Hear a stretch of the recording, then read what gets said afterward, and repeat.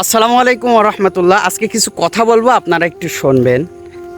সম্প্রতি আশেপাশে এরকম কিছু শোনা যায়, আমরা যখনই কিছু ক্যামেরা অন করি কোনো জায়গায় অথবা কোনো ভিডিও আপলোড করে থাকি ফেসবুকে, মানুষ ভাবে এই ভিডিও থেকে লক্ষ লক্ষ টাকা ইনকাম করে থাকে, ওই ইনকামের টাকা দিয়ে তেল কিনে মোটরসাইকেল চালায় বেড়ায়।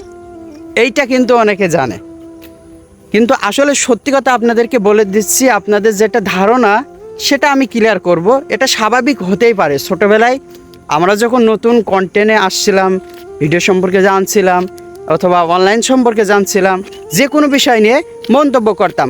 অর্থাৎ যেমন বাংলাদেশ টিম যখন খেলা করে আউট হয়ে যায়, তখন ভাবতাম হট কি খেলা করে, খেলার জায়গায় যদি আমার মামু থাকতো নিশ্চিত 6 মেরে দিত অথবা সেঞ্চুরি করতো। কিন্তু ওর জায়গায় যদি আমি থাকতাম তালি ভাই, তখন কিন্তু ফাতামান নাহু নাহু নাহু বলে কান্না শুরু করে দিতাম। কারণ কি না, যে খেলে সেই কিন্তু বোঝে আসলে বিষয়টা কি। এই জন্য এনার্জিরও ব্যাপার আছে। 100 রান করবেন আপনি, দৌড়িয়ে দৌড়িয়ে রান নেবেন, সব বল তো আর 6 মারবেন না যে 6 এক ওভারে 36 রান হচ্ছে আপনার, এমনটা কিন্তু না। আচ্ছা, এখন কথায় আসি যে বিষয়টা ক্লিয়ার করতে চেয়েছিলাম। আমরা ভিডিও করি, আমরা জানি এখান থেকে কেমন ইনকাম এবং কি বিস্তারিত। অনেকে ভাবে যে ভিডিও করলে ইনকাম চলে আসে। সত্যি কথা বলে দিচ্ছে, আমাদের ফেসবুক পেজ থেকে ইনকাম নাই। আমার ইনকাম ছিল ফেসবুকে ইসলাম ইজ মাই লাইফ, যে পেজটা ছিল 1 লক্ষ প্লাস ফলোয়ার ছিল। সেই পেজটা সকলে জানেন যে আমার হ্যাক হয়ে গেছে কিছুদিন আগে, এবং দীর্ঘ 1.5 বছর ধরে মনিটাইজটা ডিজেবল, পে আউটে ঝামেলা ছিল। পূর্বে আরও কয়েকটা পেজ ছিল, সব পেজ 2টা পেজ আমি সেল করে দিয়েছিলাম। সে সেল করা টাকা দিয়ে আমি কিছু ডিভাইস কিনছিলাম, কিছু করেছি।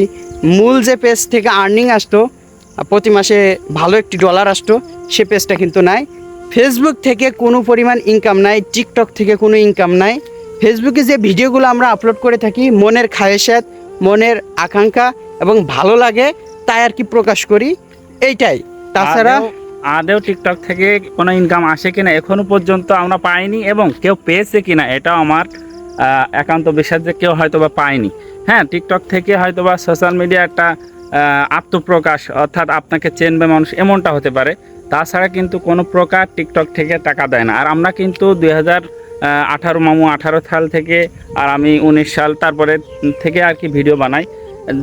তখন থেকে কিন্তু যদি আমরা টিকটকে ভিডিও করতাম তাহলে কিন্তু এতদিন সেলিব্রিটি হয়ে যেতাম। আপনারা সত্যি মানুষ চেষ্টা করলে কোনটা পারে না, কোন জিনিসটা পারে না। দেখেন আমাদের পাশের গ্রাম আজাইরা পাবলিক, তারা কিন্তু চেষ্টা করেছে, সফলতা পেয়েছে।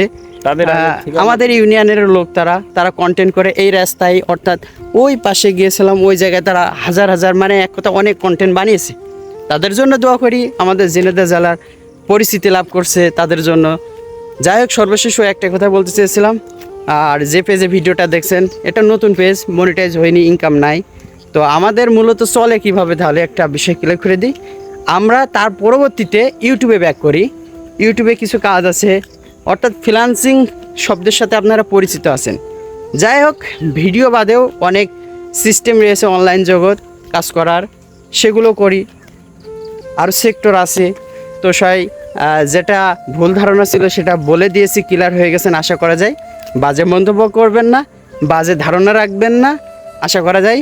যদি কোনো কিছু শোনার ইচ্ছা থাকে, ওইটা নিজে নিজে না ভেবে আমাদের কাছে এসে ডাইরেক্ট শুনবেন, তাহলে আমরা বলে দেবো আসলে এটা কেমন, বা এটা করলে কি হবে, বা এটার ফায়দা কি। হ্যাঁ, আপনি হয়তো ভাবতে পারেন যে ওরা মাসে দেখাচ্ছে 1000 টাকা ইনকাম করুক, তারপরেও দেখাচ্ছে করি, বা আল্লাহ সেই তৌফিক দান করেছে চেষ্টার পরে। আপনারাও করতে পারেন। আপনারা যদি মনে করেন না আমরা করব, ওরা শিখবে না, হয়তো বা আপনারা আসবেন, আপনাদের বলা হবে যে এই কিছু রুলস আছে, এই রুলসগুলো আপনি যদি ফলো করতে পারেন বা করতে পারেন, তাহলে দেখা যাচ্ছে আপনিও পারবেন। এখন লজ্জাতে হয়তো বা আপনি আসতে পারেন না, বা এমনটা কিন্তু না। এইটা ভেবে কিন্তু আপনি মন্তব্য শুরু করে দেন যে এদের নামে গিবত শুরু করেন চায়ের দোকানে। তো আপনার যদি মন চায় তা আসেন, টাকা তো আর আমি দেবো না, আমার মামু দেবে না, টাকা দেবে কি কোম্পানি। আপনি যাকে কাজ দেবেন সে আপনাকে টাকা দেবে। তো সবসময়ের জন্য আমরা অহংকার মুক্ত জীবন করতে চাই। আমরা যে গাড়ি কিনেছি, অনেক মানুষ ভাবে যে ইগার আর ইগার পাতে আর হাতই দেওয়া যাবে না। আসলে ভাই সত্যি কথা, ওই রকম মন মানসিকতা আল্লাহ তাআলা আমাদেরকে দেন নাই, ওই রকম শিক্ষা আমরা ছোটোকাল থেকে গ্রহণ করি নাই। এটা আমরা কোনোদিন ভাবতে পারি না যে গাড়ি কিনতে পারবো, সব উপরে আল্লাহর ইচ্ছা। গত বছর আমরা সাইকেল চালে চালে মাদ্রাসায় গিয়েছি, আল্লাহর কাছে দোয়া করেছি, আল্লাহ কবুল করেছে। এবছর কিন্তু আমরা যাই হোক অহংকার মুক্ত জীবন গড়তে চাই। আমাদের জন্য দোয়া করবেন, সামনে আরও ভালো কিছু করার প্ল্যান রয়েছে, আপনারা সে সুযোগটি করে দেবেন। আসসালামু আলাইকুম।